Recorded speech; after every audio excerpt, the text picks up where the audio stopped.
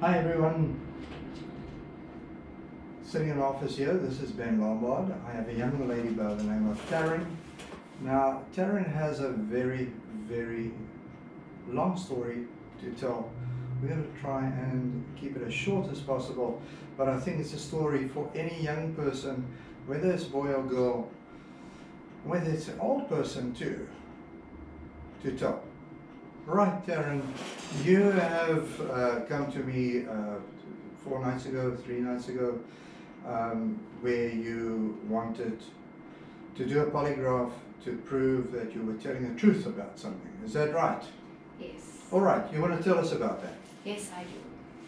So at the age of 13, a cousin of mine, moved in with us, and moving till about the age 16, he was about 20, I would say, and he touched me the way that a cousin wasn't supposed to touch a cousin, and it just continued for 2 years.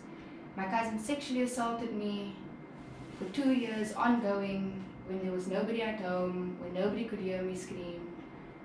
And eventually, when I tried to come clean, he blackmailed me, and he made me look like the biggest idiot to the people around me that I looked to for help. He's actually alienated you from your own parents in the process. He made me believe that they would not believe me, that I had no proof, that, so.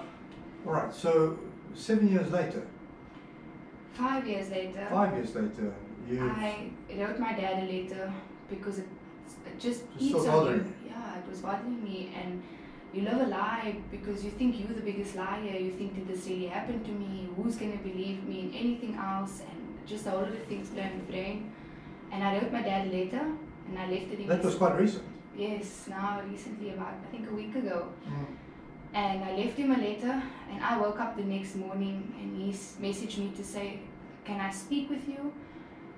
And after discussions with my father, he confronted the cousin's mother, who he then suggested for a polygraph test. So he himself, the cousin, the older cousin, male cousin, Yeah. he was the one that suggested to come for a polygraph.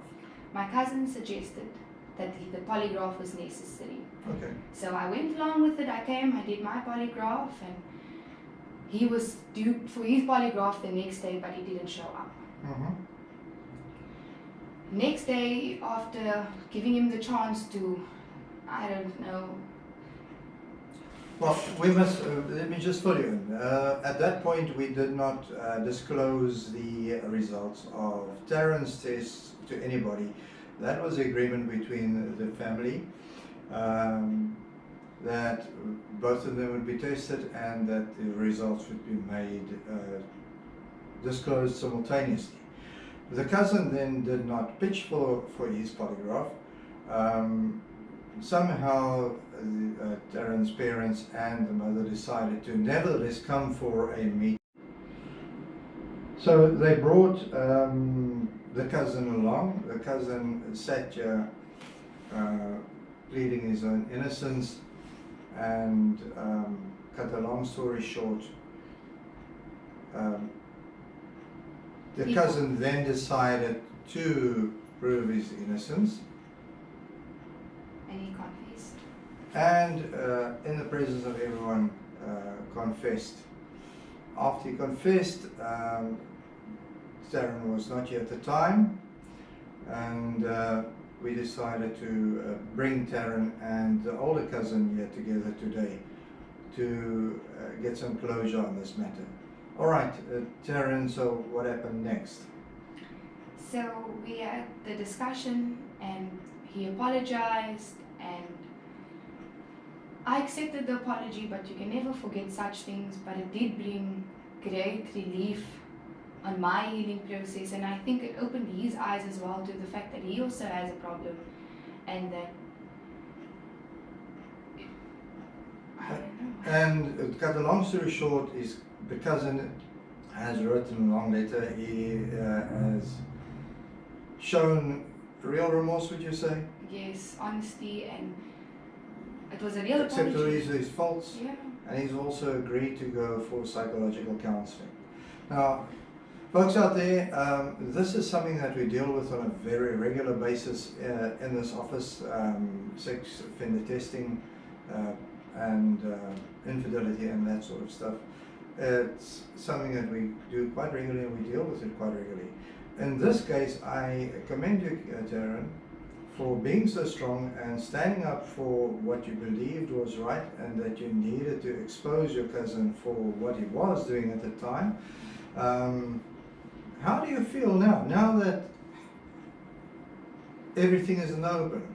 I feel that it's nothing, it won't bother me anymore, and I can move forward with me and my life, and it's not going to hold me back. I'm not going to doubt myself. I'm going to believe in myself and my truth, and I feel lighter. I feel better about me and where I am emotionally in life as well. It was a good experience. I recommend anybody, or I insist that you speak up if you're in this position, because not just for you, but the person doing it to you, for your family, for you to move forward.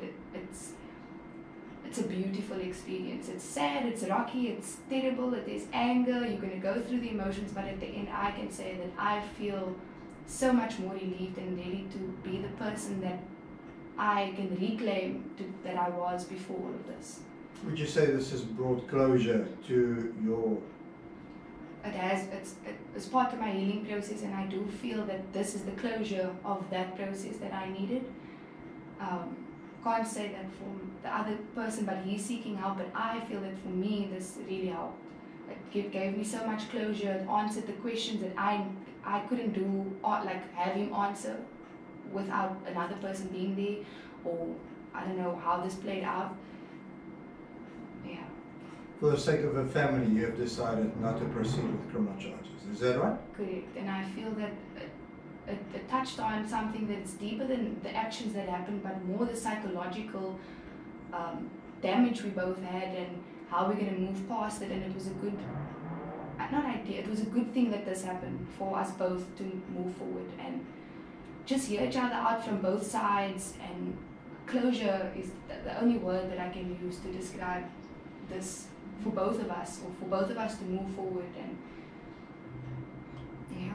So the dark secrets, the lies, and the turmoil that was within It's all all lifted. came to a boil within 1 week. Yeah, very much. You seem quite relieved now that it's in the open. Very much. I commend you for that. I thank you for that. All right. Thanks, guys.